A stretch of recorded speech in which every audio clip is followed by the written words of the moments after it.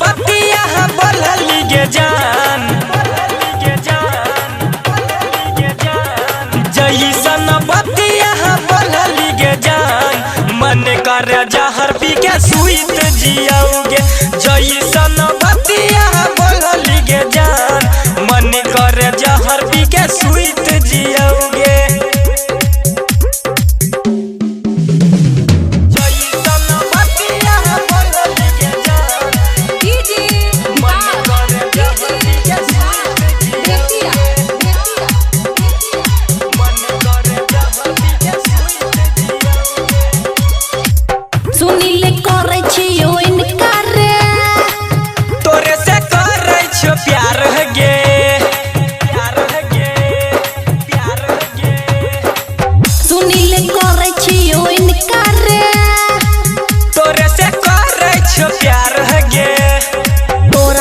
छौरा हमर घूमे पीछे आगे, तोरे चक्कर में है खुशी होलियो हम पागल गे। सच कहै छियो छौरा तोरा भूल गेलियो।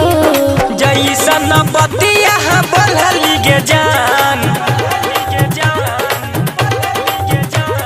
जैसन बतिया बोलली गे जान, मन कर जहर पी के सुइत जियाओगे। जैसन बतिया बोलली गे जान, मन कर जहर पी के सुइत जियाओगे।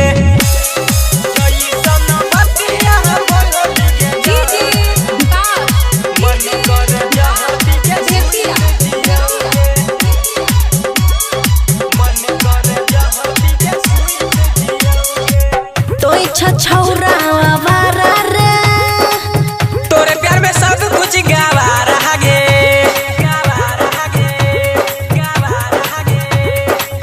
तो इच्छा छौरा आवारा रे, तोरे प्यार में सब कुछ गवारा गे। राइटर प्रेमी प्यारे हमर यार, कहियो जूनियर बंसी से है कले जान प्यार। मन करे मिथले संगे उड़ जइयो। जैसन बतिया बोलली गे जान,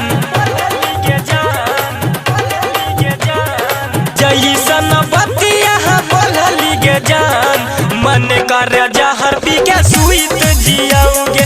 जैसन बतिया बोलली गे जान, मन कर जहर पी के सुइत जियाओगे।